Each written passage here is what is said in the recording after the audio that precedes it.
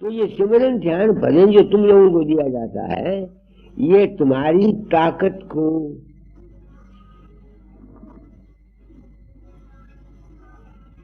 इकट्ठा करने के लिए, ताकत को बढ़ाने के लिए किया जाता है। समझ गए मेरी बात को? इस वास्ते संतों ने निबल अबल और अज्ञानी जीवों को सिमरन ध्यान भजन दिया है और अज्ञान को मिटाने के लिए सत्संग दिया है। समझ लो मुंशी राम मेरी बात? तो जब मन सिमरन करने से ठहर जाता है तो उसको मन की शांति मिल जाती है। अभी शब्द पढ़ा था तुमने, डगर मेरी रोक लई इस मन जुल्मी काल। डगर कौन सी है? रास्ता। किस बात का रास्ता? पीस का रास्ता, शांति का रास्ता, सुख का रास्ता। हर शख्स सुख ही चाहता है ना, आनंद चाहता है, सुख चाहता है, शांति चाहता है। तो वाणी में आया है, ये तो पता नहीं जिसने ये वाणी लिखी है उसका क्या मतलब है, उसने किस अनुभव, किस भाव के आधार पर वाणी लिखी है, मुझे क्या पता। मैंने जो समझा वो कहता हूँ, क्योंकि मैंने प्रण किया था कि जो मेरा अनुभव होगा दुनिया को बता जाऊंगा। तो जुल्मी काल क्या है? तुम्हारा मन है, ये ठहरता नहीं, हर वक्त चंचल रहता है, कभी कुछ कभी कुछ कभी कुछ कभी कुछ कभी कुछ कभी कुछ कभी कुछ कभी कुछ कभी कुछ। तो इसको शांति नहीं मिलती। पढ़ो इस घड़ी को। डगर मोरी रोती लई या जुल्मी काल, डगर मोरी रोती लई। किसने रोकी? तुम्हारे मन ने रोकी, इसको रोक दिया। आगे। मैं पनहारी अमी अधारी सतगुरु करो समाल। मैं पनहारी अमी अधारी सतगुरु करो समाल। वो कहता है सूरत अमी हारी। अमी कहते हैं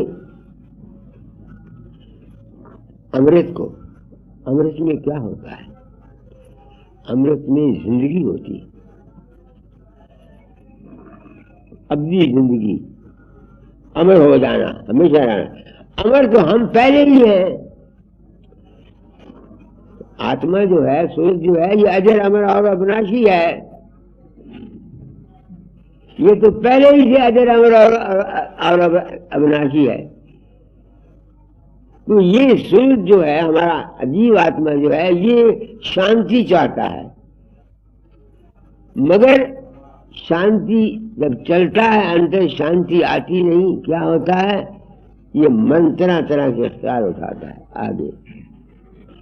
गगरी सूरत डोर निकली, छूट गया जंजाल, डगर मोरी रोती लई। वो कहते इसको अंतर में चलना, अंतर की शब्द जो है उसको सुनना, अंतर में प्रकाश को देखना, ये है इसका साधन।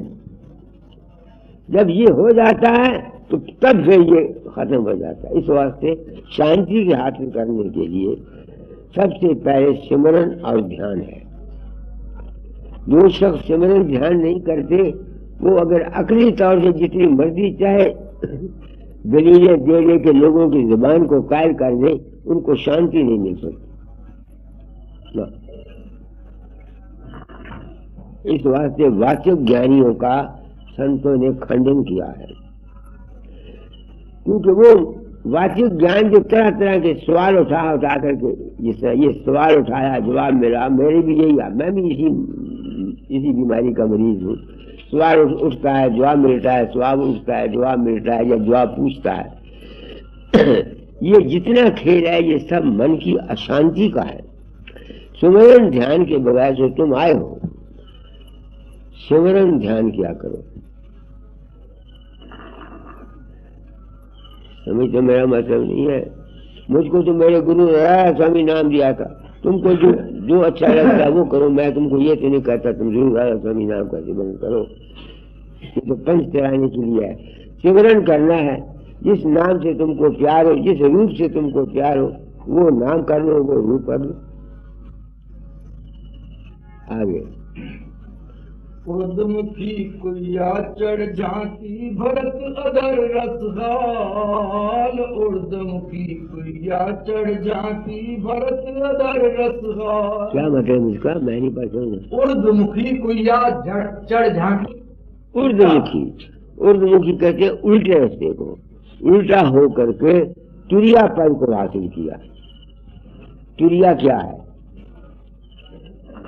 हमारी एक जागृत है, एक सपना है, एक गहरी नींद है। जागृत, स्वप्न और सुषुप्ति तीनों को इकट्ठा कर देना, यानी ऐसी अवस्था में मन चला जाए कि ना तो उसको उसमें जागृत भी हो और स्वप्न भी हो, सुषुप्ति भी हो। उन तीनों के मेल के साथ एक किस्म की मस्ती अंतर में आती है, जिसको बोलते हैं जहां मन संकल्प नहीं करता। उस अवस्था का नाम तुरिया है। हमारे हिंदुओं ने गायत्री मंत्र दिया हुआ है, पूर्वा स्वाहा तत्सवितुर्वरेण्यं भर्गो देवस्य। जागृत, स्वप्न, सुषुप्ति से परे जो सावित्री है उसके दर्शन करो, वो तुम्हारी बुद्धि का प्रेरक होगा। ये है, जब अंतर में आदमी सिमरन ध्यान करते चलता है तो जिस्म को भी भूल जाता है। जिस्म रहता है उसके साथ, मगर कारण रूप से उसका एहसास रहता है। मन रहता है उसके साथ। तुरिया की अवस्था में बयान कर रहा हूं। मन फुरता नहीं है, मगर मन कारण रूप में रहता है। गहरी नींद में क्या होता है? सब कुछ भूल जाती है, बेहोशी आ जाती है। वहां गहरी नींद होती है मगर पूरी बेहोशी नहीं होती। इन तीनों के इकट्ठे अवस्था का नाम तुरिया है। तो ये जब आएगी जब तुम सिमरन ध्यान करोगे। समझ गए? पर इसको उर्दमुखी, उर्दमुखी मैंने उर्दमुखी कुया चढ़ झांकी भरत अधर रसहाल। भेद गुप्त एक सतगुरु दीना पहुंची हंसन ताल। डगे मोरी रोक लई। अब वो भेद जो सदगुरु ने दीना है वो इस किताब में नहीं लिखा हुआ। बस ये पर्दा रखा संतों ने, क्योंकि अगर ये पर्दा ना रखते तो फिर दूसरा कोई उनके पास आता ना। इस भेद को लेने के लिए लोग दौड़े आते हैं। भेद क्या है? जो भेद मुझे मिला मैं वो कहता हूं। जब से मुझे ये ख्याल आया कि मैं तुम्हारे लोगों के अंदर नहीं जाता, जब से मुझे ये यकीन हुआ कि मैं किसी के अंदर नहीं जाता, लोग मेरा रूप बनाते हैं। अब जो बलबीर आ रहा है इसके अंदर मेरा रूप प्रकट होता रहता है, तमाशे करता रहता है, मुझे तो पता नहीं होता। तब से भी क्या हो गया? अब जब कभी मेरे मन में अंदर कोई फुरनाएं होती है, कोई दृश्य नजर आते हैं या मन ख्यालात उठाता है, इस ज्ञान से कि ये जो कुछ भी हो रहा है मेरे अंतर में ये है नहीं मगर वास्ता है।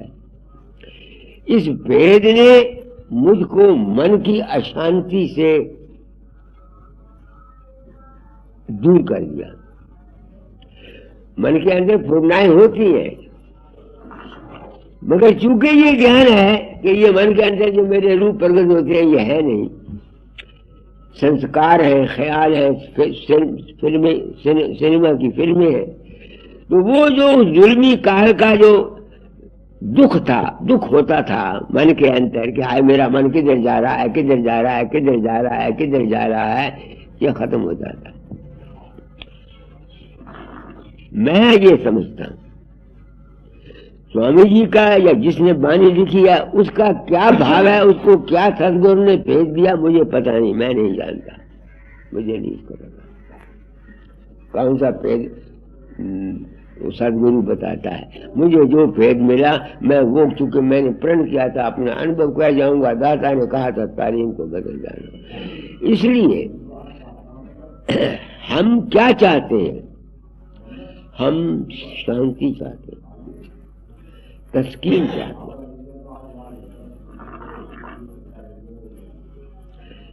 और शांति अशांति के कारण मैंने बता दिए। किसी चीज की कमजोरी, जिस्मानी कमजोरी, मुझे भी जब से अब दर्द है, जब दर्द आती है मुझे भी अशांति होती है। ये नहीं कि होती नहीं, होती है, मगर चूंकि ज्ञान है उसका उपाय करता हूँ। दर्द थी यहाँ पर, उसको बोल अभी बोतल गर्म करके दे दो। मन है ये अशांत होता है, और मैं जानता हूँ क्यों मेरा भी अशांत हुआ था, तेरा अशांत हुआ था।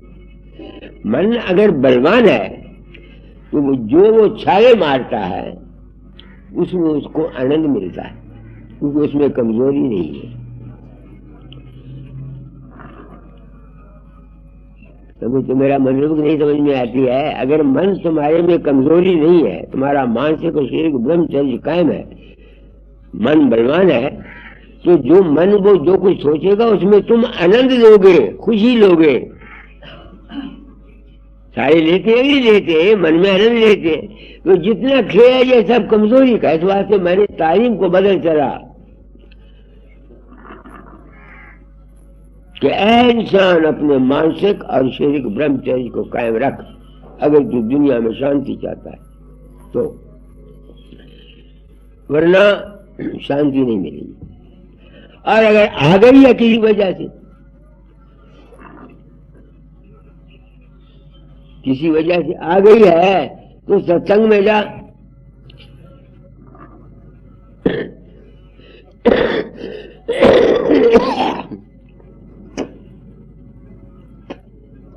बाज़ वक़्त हम दुनिया में रहते हैं, हमारा मन भी तकड़ा होता है, मानसिक और शारीरिक ब्रह्मचर्य भी हमारा ठीक है, मगर दुनिया की जरूरतें हमें तंग करती हैं। लड़की की शादी है, पैसा नहीं है पास, खाने को रोटी नहीं है या कि नहीं है। ऐसे ख्यालात हमारे गुरु में आते हैं कि नहीं आते, फिर भी हमको अशांति आ जाती है। उसका क्या इलाज? ये मैं अपनी आत्मा से पूछता हूँ। उसका इलाज ये है, लोक लाज काज बिगाड़ानी, मोहे जग फंदा डारानी। लोक लाज में आकर के इखराजात मत करो।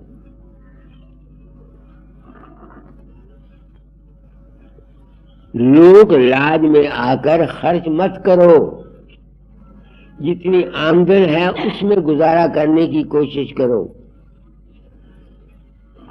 जो गृहस्थी लोक लाज में आके खर्च करते हैं वो मारे जाते हैं, उनको अशांति उनकी किस्मत में आती है। जितनी आमदन है उसमें उतना खर्च करो। हम नाक के लिए गृहस्थी में यही है कि नहीं? मैं कौन सा बनी हूँ? मैं कौन सा बनी हूँ? मैं भी तो गृहस्थी हूँ। लड़कियों की शादी के लिए हमको गले में अंगूठा मिलता है, ये जमाने का है। तो उस वक्त ये है विचार, विचार मदद करता है। विचार क्या? विचार एक तो ये कि भाई अपनी आमदनी ज्यादा खर्च ना करो। दूसरे, अगर कोई तकलीफ आए इस विचार से काटो कि भाई हमारे ये प्रारब्ध कर्म का खेल है, हमने ऐसा किया हुआ है किसी के साथ, तो हमारे इस वास्ते संतों ने या ऋषियों ने ये दान पुण्य रखा हुआ है। तुम किसी की मदद करोगे तुम्हारी कोई मदद करेगा, अगर तुम किसी की मदद नहीं करते तुम्हारी मदद कौन करेगा? ये बताया था। मेरे रूप को अंदर बांध करके ध्यान करता था, ध्यान गहरी समाधि लगती थी उसकी। तो उसने बीए का फॉर्म भरना था,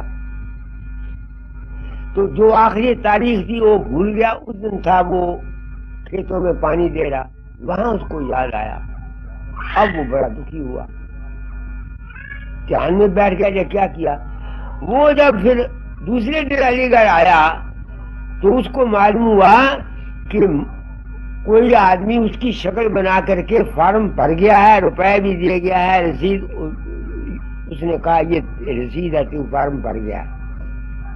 वो मुझे मिला, सत्संग में आया तो मैंने उसको बोला, मैंने कहा रणजीत सिंह तू कोड़ी होकर मरेगा अगर झूठ बोलेगा, सच बता तूने फॉर्म नहीं भरा? कहने लगा नहीं मैंने नहीं भरा, मैं सच कहता हूं। तो इससे मुझे ये यकीन हो गया कि सिमरन ध्यान करने वाले का विल पावर स्ट्रांग हो जाती, कुव्वत ख्याल उनकी बढ़ जाती है, और उसका नतीजा क्या निकलता है कि उसकी मनोकामनाएं, उसके ख्याल में ताकत होती है। पिछले जमाने में ऋषि लोग सिमरन ध्यान करते थे, उनमें ये शक्ति होती थी। शराब देते थे वो भी पूरा हो जाता था, किसी को दुआ देते थे वो भी पूरा हो जाता था। हमारे इतिहास बताते हैं कि नहीं बताते, शराब देते थे वो भी पूरा हो जाता था। क्यों होता था? क्योंकि उनकी विल पावर स्ट्रांग होती थी। विल पावर क्यों स्ट्रांग होती है? कि वो ध्यान करता है। इसलिए हर एक शख्स को सिमरन ध्यान करना चाहिए। ये जरूरी नहीं कि तुम राधा स्वामी मत के असूल के मुताबिक सिमरन ध्यान करो। तुम जिस मजहब के हो उस मजहब के असूल के मुताबिक अगर सिमरन ध्यान करते रहोगे तुम्हारी कुव्वत इरादी बढ़ जाएगी, और जो कुछ तुम्हारी मनोकामनाएं उठती रहेंगी, अगर सिमरन ध्यान के साथ पूरा हुआ है तो वो भी तुम्हारी दुनिया की काम पूरे होते रहेंगे। मेरे होते रहते, मैं हैरान होता हूँ कैसे होते। दाता कोई ना कोई मेरा बंदोबस्त करता रहता है। तो ये है सिमरन ध्यान क्यों दिया जाए। तो जहां तक मेरा ख्याल है, क्योंकि स्वामी जी ने उनको सिमरन ध्यान बताया, समझते ना, उनके मन को ध्यान कर बजाय इसके कि तुम अंतर में बैठ करके विचार करते रहा करो, बैठ के ख्याली पिलाओ या सुन में क्या है, महासुन में क्या है, या दलीलें काटते रहो। सिर्फ सुमरन करते वक्त सिवाय सुमरन के और ध्यान के और कोई बातें मत किया करो, सवाल और जवाब मत किया करो। ये मैं आपको गुर बता रहा हूं, समझो चुनी जाए। सिमरन और ध्यान के वक्त में हम लोग ध्यान में बातें करते हैं, रूप जो प्रकट होता है उससे हम बातें करते हैं, गला हुनिया, यह नहीं। इसकी बजाय सिर्फ ध्यान और सिमरन में सूर्य को गाड़ दो, तो जितनी देर तक तुम्हारा ये साधन बनेगा उतनी ही तुम्हारी विल पावर स्ट्रांग हो जाएगी। अगर बुरी बात सोचोगे बुरी हो जाएगी, अच्छी बात सोचोगे अच्छी हो जाएगी। मैं इस वास्ते आम दुनिया को नाम नहीं देता, मैं दुनिया को नाम नहीं देता। क्यों? एक आदमी को सत्संग से ये विचार नहीं मिलता कि मैंने ख्यालात, अपने विचार कैसे कैसे रखने हैं। तो जब वो सिमरन ध्यान करेगा, उसका विचार अगर गंदा होगा या बुरा होगा, उसको उसका फल मिलेगा। सिमरन ध्यान करने वालों को लिए ये जरूरी नहीं है कि उनके सारे काम ठीक होते रहे। काम उनके ठीक तब होंगे जब उनकी नीयत साफ होगी, अगर उनकी वासना ठीक है। वरना सिमरन ध्यान करने वाले अपने आप को तबाह भी कर लेते हैं। तो जो गंदगी के सिमरन ध्यान गंदे मन से करते हैं उनको बोलते हैं तांत्रिक विद्या। मुझ चला देना, सुनी मैंने बात नहीं करी। ये वो लोग हैं ये दूसरों के लिए नुकसान करते हैं। इस वास्ते ये नामदान हर शख्स को नहीं मिलना चाहिए।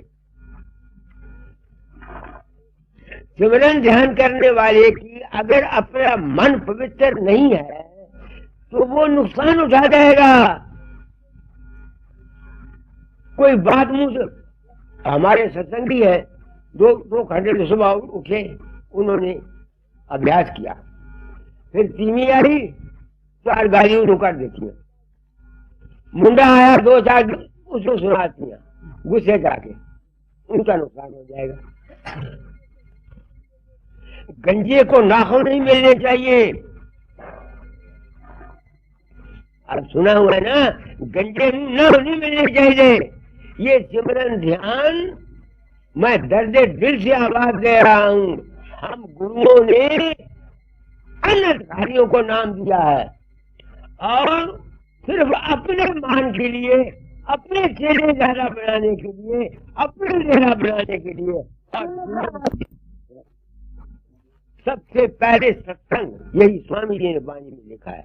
जिसको इस लाइन परमार्थ की शौक हो वो किसी फकीर के पास जाए, उसकी सोबत करे, सत्संग सुने, नाम के लिए दरखास्त ना करे। जब उनकी मर्जी होगी वो मुनासिब समझेंगे, उस वक्त वो नाम देंगे। पहले सत्संग करो, ये लिखा हुआ है सार वचन नसर में। अगर मन बहुत तरफता है तो दरखास्त कर देखो, अगर वो मुनासिब समझेंगे तो। अब वो मुनासिब क्या समझेंगे? वो रोज आता है, उसको देखते हैं, उसके चाल चलन को देखते हैं, उसके वसीले को देखते हैं, उसके ख्याल को देखते हैं। तो जब तक इंसान का मन शुद्ध नहीं, मैंने नाम नहीं दिया दुनिया को। मैंने वो आपको वाकया सुनाया करता हूँ एक औरत का, उसके 3 बच्चे थे, उसका खावन था। वो होशियारपुर आई, होशियारपुर से फिरोजपुर गई। वो त्रिकुटी में अभ्यास करती थी, ओम की ध्वनि सुनती थी। तो मुझे कहती बताती थी और कोई उसका अल्टरनेटिव नहीं था। इसलिए मेरे दिल में यह ख्याल आया कि इसके 3 बच्चे मर। अच्छा, वो चलने लगी। मैंने उसको कहा जो तूने मांगा दाता जा से मिल जाएगा, जा। वो चलिए 9 महीने में उसके 3 बच्चे मर गए। मैं जा गया। मैंने कहा फकीर चंद, अज्ञानी जीवों को, अनधिकारियों को तू नाम देगा, दुनिया के तबाह हो जाएंगे।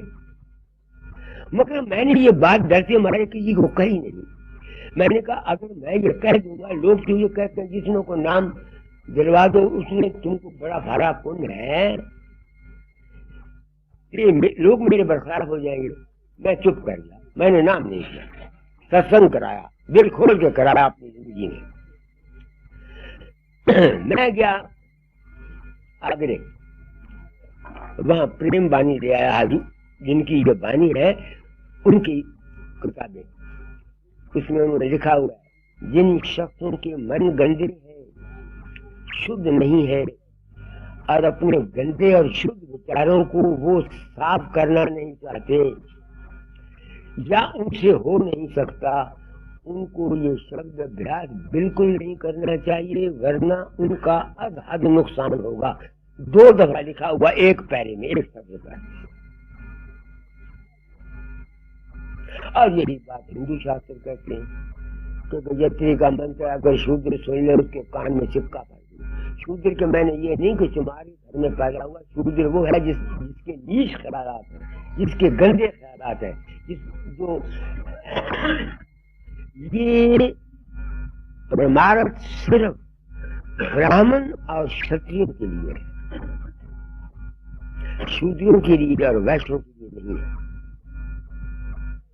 तुम ये समझो शूद्र वैश्य जन्म के नहीं, ब्राह्मण वो है जिसके मन के अंदर तमाम संसार का भला हो।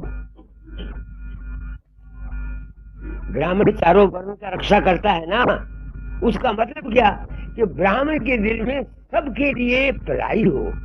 जिसके दिल में सबके लिए भलाई है उसको नाम मिलना चाहिए, खाए वो तुम्हारे घर में पैदा हुआ है, खाए वो किसी खानदान में, इसका कोई सवाल नहीं। उसके ख्यालात पर मुनस्बिर है। क्षत्रिय वो है जो अपनी ताकत से सबका भला करना चाहता है। तो ये नाम हर शख्स को मिलना नहीं चाहिए। अधिकार और संस्कार देखा जाता है। कबीर साहब ने धर्मदास को 30 साल के बाद नाम दिया था। एक दफा प्रकट हुए, कहने नाम दे दो, नहीं दिया, फिर मौका जाएगा। फिर आखिरी बार सिस्टम बहुत करते थे, तो लकड़ियां चूल्हे में डाल के जला रहे थे। धर्मदास ब्राह्मण था ना, तो उसमें से लकड़ियों में से कीड़ियां निकली, आग जो लगी तो कीड़ियां उसमें लकड़ी में, वो फूका, इतनी कीड़ियां मर गई, इसका कौन जिम्मेवार है। जब बहुत दुखी था उस वक्त कबीर साहब प्रकट हुए। उन्हें बोला क्यों भाई क्या है? उन्हें कहा मामूली बात है, तू कृष्ण को चाहता है ना, तो कृष्ण 18 अक्षोणी लड़ाई में मार दी, तो जब तेरा इष्ट कृष्ण है तो तुमने ये मार दी, तो कौन सा तुमने पाप किया? कोई पाप नहीं तूने किया। फिर उस वक्त उन्होंने उसको नाम मांगा, उसने कहा सब कुछ दे दुआ के मेरे पास आ जा। नाम हर शख्स अधिकारी नहीं है। सबसे पहले मैंने इसी वास्ते तजर्बे की बना पर इंसान बनूं की आवाज उठाई है। पहले इखलाक अपना तुम्हारा ठीक होना चाहिए, वरना नाम तो तुमको खा जाएगा। ये जितने मैंने राधा स्वामी दुखी देखे हैं, मैंने और कोई दुखी नहीं देखा। तुम देखो जितने ये राधा स्वामी ज्यादा, जितने ये दुखी हैं, दूसरा कोई भी दुखी नहीं है। उसका कारण यह है कि इनको पहली जो असली तालीम है शुरू की, वो नहीं दी गई।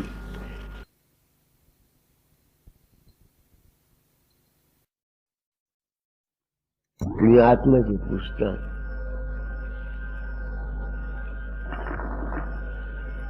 इसको ये सपना क्यों आया? क्या ये सच्चा है या झूठा है कि ये पिछले जन्म में साधु हो गया था? मेरे पास कोई सबूत तो नहीं, पर अकल मानती है, अनुभव मानता है।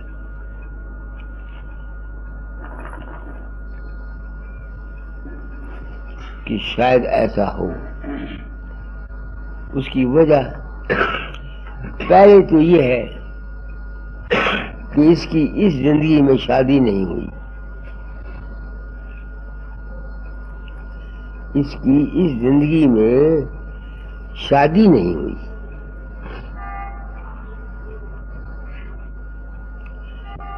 दूसरे ये कि मेरे संपर्क में आया, ये मेरे संपर्क, ये राधा स्वामियों के बरखलाफ था। तो उनका थाने वाले इसको कहते थे बाबा जी के पास सत्संग में ये जाता नहीं था। तो एक दफा ये कहता मैं ऊँटा थाने गया, वहां आपकी फोटो टंगी हुई थी।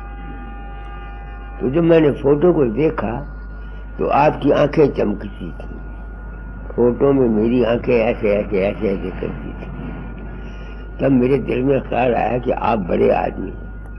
तब इसकी ख्वाहिश थी कि मैं आप मेरे पास चला आया। अब मैं अपनी आत्मा से पूछता हूं, उस फोटो में जो आंखें चपकी, तू गया था? तुझे पता है? रात को जो इसको सपना आया तो मैंने इसको बोला कि तेरा पिछला जन्म तुमको दिखा दिया। मैं अपनी आत्मा से पूछता हूं, तूने इसे कहा था?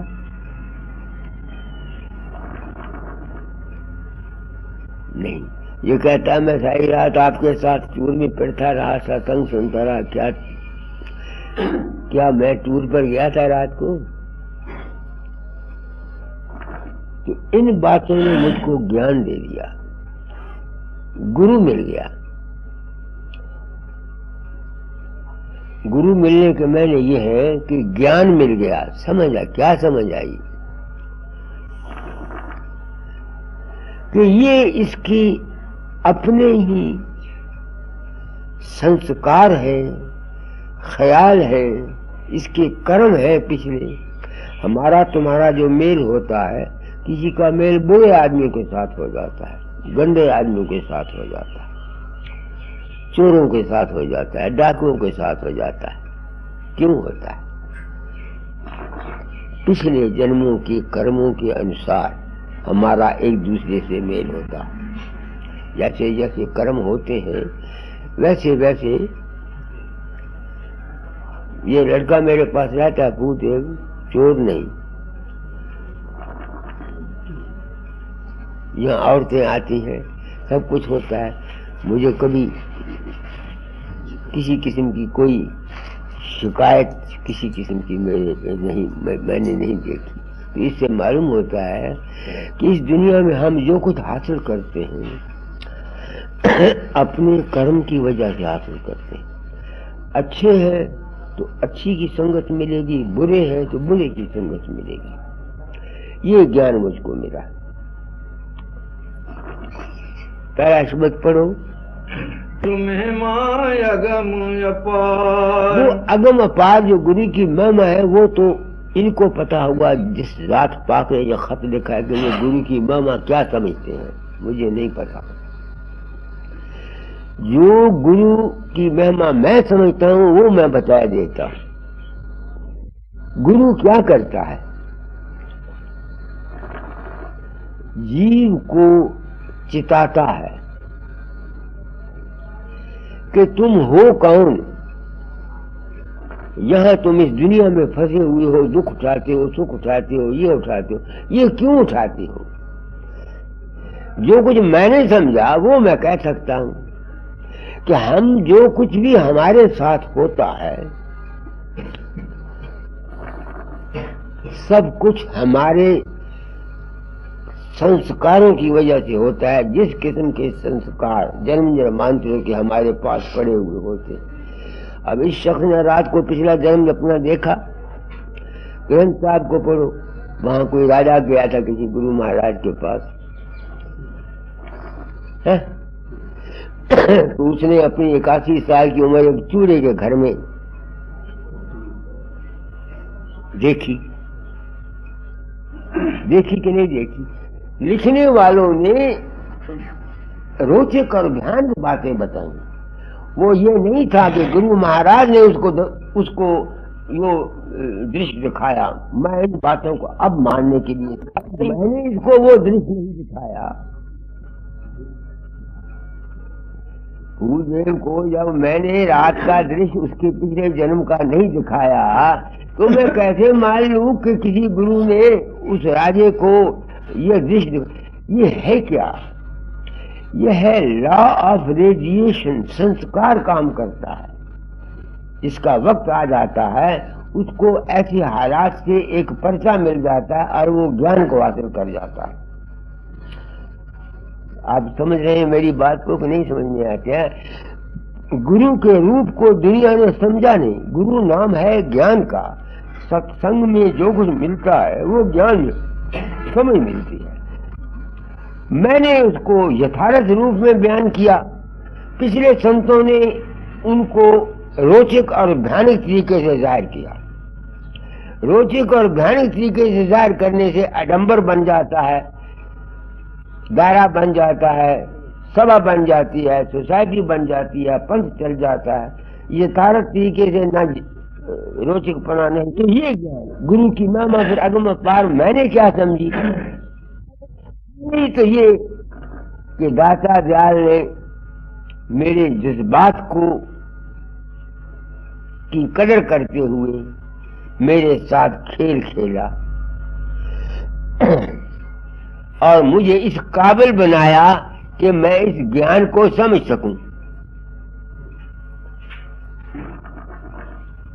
एक महिमा तो ये है। दूसरी महिमा ये है कि उन्होंने मुझसे खेल खिला करके ये राज बता दिया। अब मुझे राज मिल गया ना मिल गया।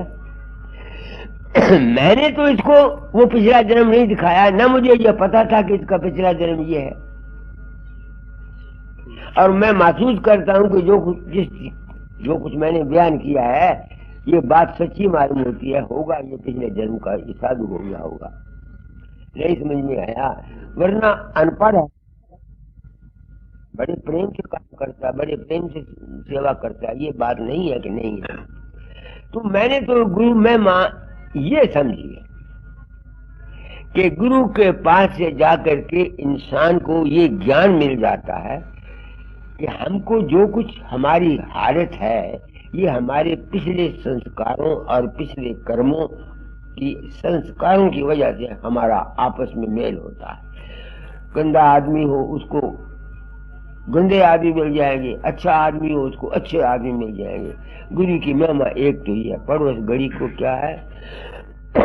महिमा अगम अपार गुरुगति कौन कहरी, गुरु महिमा अगम अपार। ये जो राग मैंने दिया है आपको, ये मैं देता रहता हूं,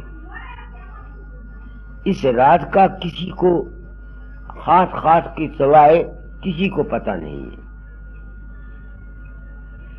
इस रात का किसी को पता नहीं है। कोई महात्मा, कोई गुरु, कोई पंथ इस साफ बयानी से काम नहीं करते। अगर करते भी हैं, बताते भी हैं, तो वो इस तरीके से बताते हैं जैसे वो ग्रंथ साहब की मैंने मिसाल दी है आपको कि राजा आया, उसने एक जन्म का सारा हाल देखा। अब दुनिया तो ये समझती है ना कि उसने जो सारे जन्म का हाल देखा, ये गुरु की मेहरबानी है। गुरु ने बताया, नहीं समझ में आती है, पता नहीं उसको ये ज्ञान हुआ या कि नहीं हुआ जो मैं दे रहा हूं उस राजे को, इसका मुझे पता नहीं है। ये तो वो जानते होंगे क्या क्या उनकी जिंदगी के साथ बनी, क्या क्या उनके साथ बीती। तो हमारा एक दूसरे के, मैं कैसे गया दाता दयाल के पास, पिछले जन्म के संस्कार ही थे ना, उनका दृश्य आया, मेरी उनके साथ जिंदगी गुजर गई, मैंने ऐसा खेल खेला। भूप सिंह का आया या व्यास का आया, मैं तो गया नहीं। तो यहां से मुझको ज्ञान मिल गया। क्यों हो हमारा आपस में मेल जो, किसी को औरत अच्छी मिल जाती है, किसी को बुरी मिल जाती है, किसी को खावन बुरा मिल जाता है, किसी को लड़का 10 नंबर का बदमाश हो जाता है, किसी को लड़का सर्वन रूप होकर उसकी सेवा करता है। ये क्यों होता है?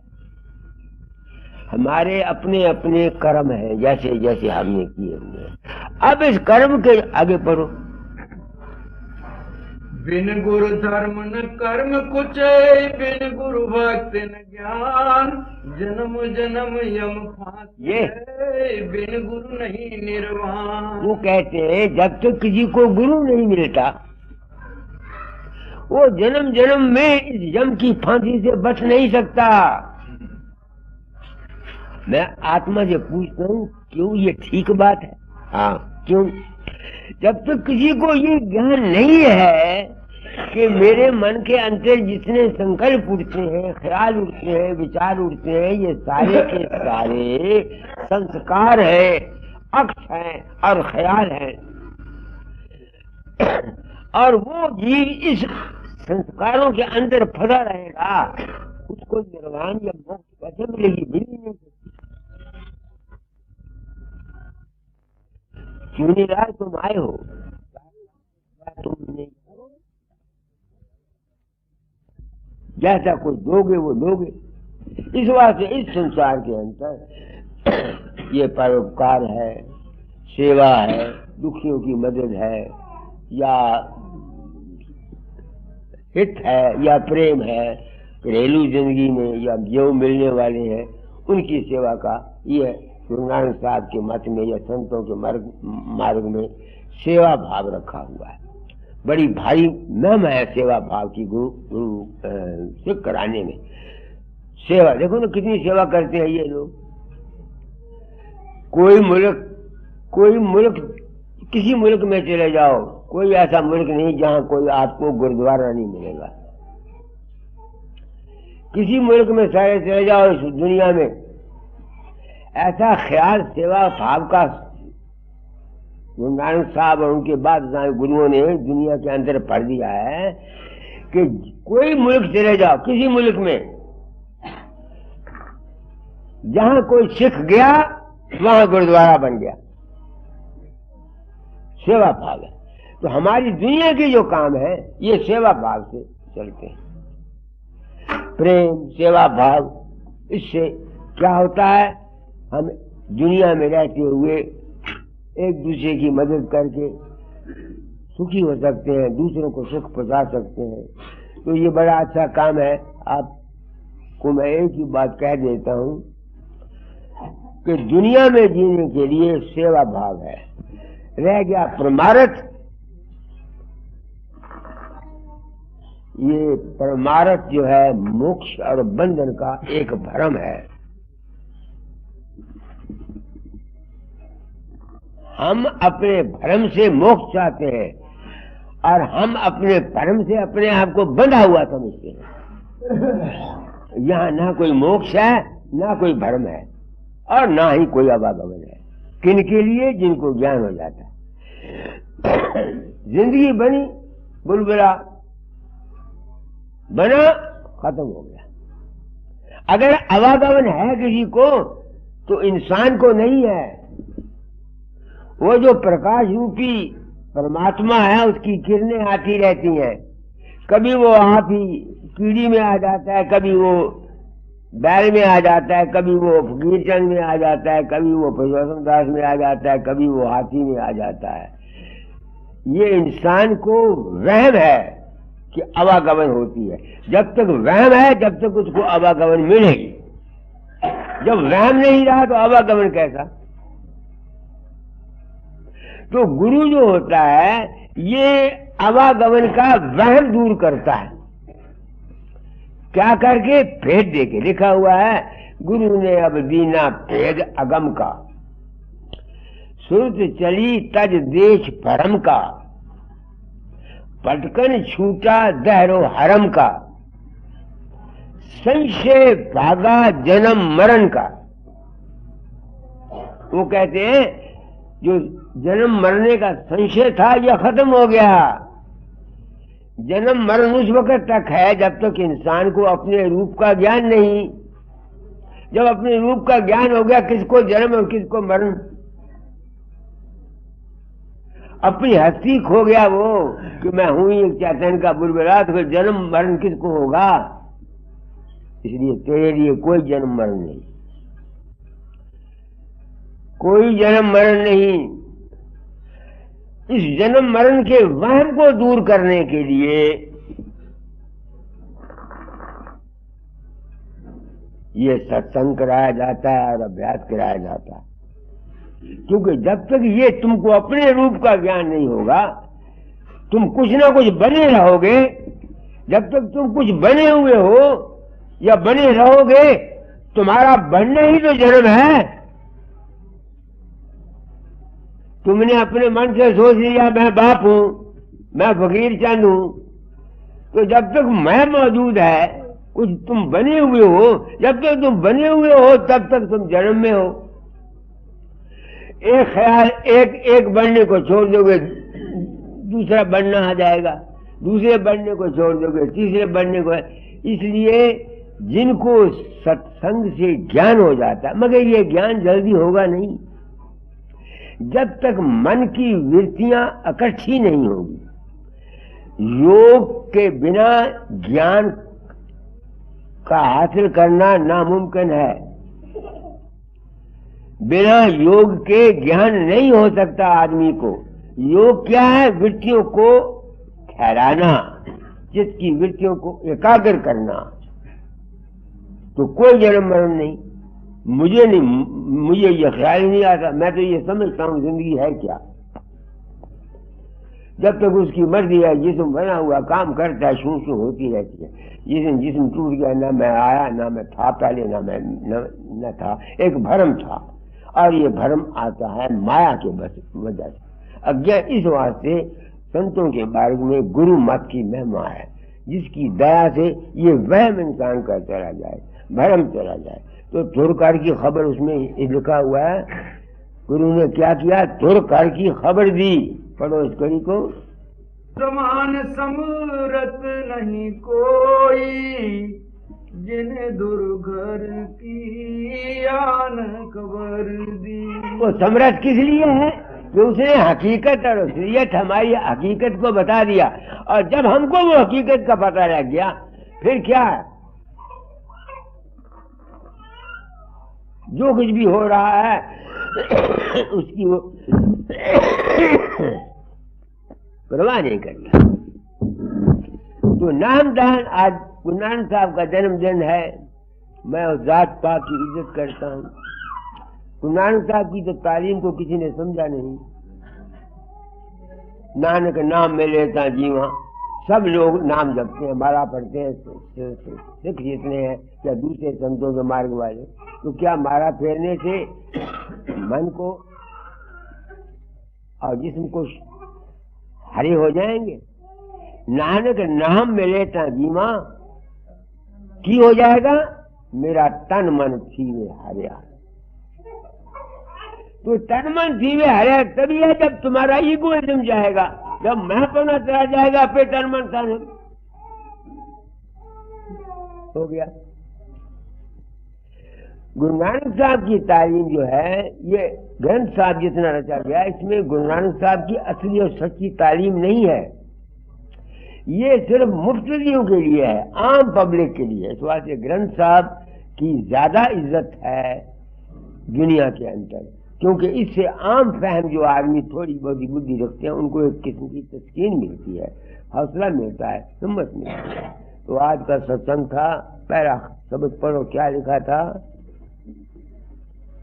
दादा जैल का है, गुरु की जय मेरी सहाय, विपत से तड़पे रही। ये जब शब्द पढ़ा उस वक्त मेरे दिल में ख्याल आया, वो बुढ़िया खौसटा अपने आप में गुरु कहने कर सहाय लोकां दी। गुरु सहाय कैसे करता है? ज्ञान देता है, समझ देता है, विवेक देता है, इंसान के ख्याल को बदलता है। ख्याल बड़ी जबरदस्त चीज है, तुम्हारे ख्याल में ताकत है, संकल्प में ताकत है। तुम देखो ना, एक आदमी है, उसका कोई रिश्तेदार मर जाता है, एक तो रोता है, पीटता है। दूसरे आदमी को ज्ञान अभी गया जमिया, उसे मर जाना, वो चिंता नहीं करता। तो उसकी सहाय किसने की?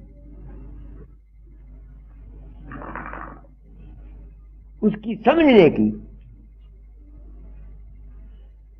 की ना, और तो कुछ नहीं हुआ।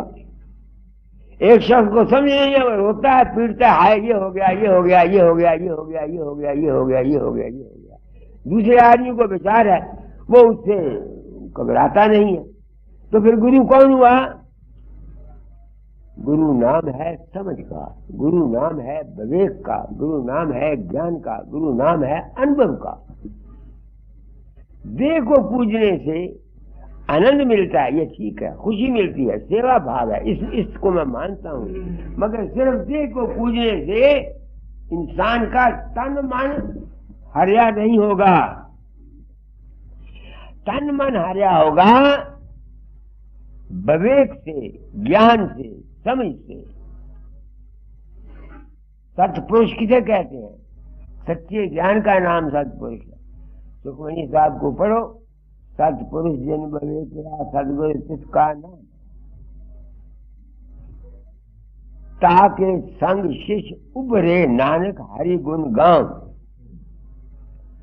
उसकी सेवा करो, नेकामी बन के करो। उसने लिखा सेवा करे बने नेकामी। जब तक इंसान निष्काम होकर सेवा नहीं करता, उसको कुछ नहीं मिलता। ये बात बिल्कुल सच्ची है। फिर वो कहते हैं सत्पुरुष जिन विवेकिया, उसका नाम सदगुरु है। अब सत्पुरुष की क्या डेफिनेशन बताते हैं वो? जीवा एक अस्तुत अनेक, सत्पुरुष है पूर्ण विवेक। पूर्ण ज्ञान का नाम ही सत्पुरुष है। मगर ये आएगा कब? जब विचार होगा, अनुभव होगा। अनुभव कब आएगा? जब इंसान का तन सुर फिर, तन फिर, मन फिर, सुरत नृत्य फिर होए। जब तक जिस्म के ये चीजें फिर। इस वास्ते संतों ने आम दुनिया के लिए सिमरन ध्यान भजन दिया हुआ है। ये करो पहले कुछ दिनों, सिमरन करो, ध्यान करो, भजन करो, ताकि तुम्हारा मन फिर हो जाए। जब तुम्हारा मन फिर हो जाएगा, तब तुमको करेक्ट अंडरस्टैंडिंग आएगी। फिर सत्संग से तुमको फायदा हो सकता है, इससे पहले नहीं। तो आज मैंने बहुत कुछ आपको गुरु नानक साहब के जन्मदिन पर कह दिया। सबको राधा। पुरुषोत्तम दास बड़ा महसूस करता। लोग आते हैं, सेवा करते हैं।